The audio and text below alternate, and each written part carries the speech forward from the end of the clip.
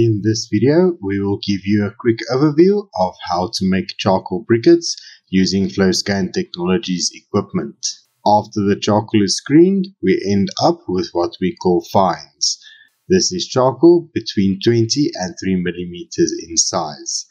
This is what we will use to make the briquettes. The fines are loaded into a hopper and then conveyed to the crusher, which then crushes the fines to under 3 millimeters in size.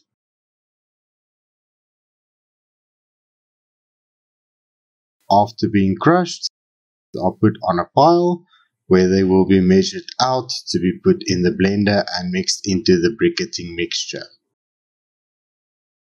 To bind the fines together, we use starch. In this case, it is pre-gelatinized cornstarch. Other starches can also be used, for example, cassava starch. A measured amount of fines is added to the blender. The starch is added in next.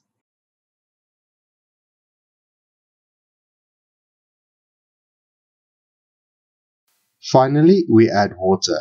This activates the bonding process and makes the briquette mixture sticky.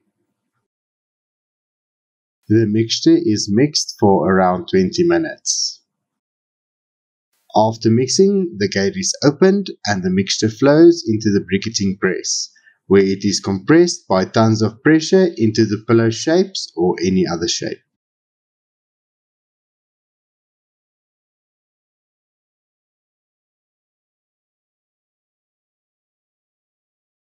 From here on, the briquettes are moved to the drying area.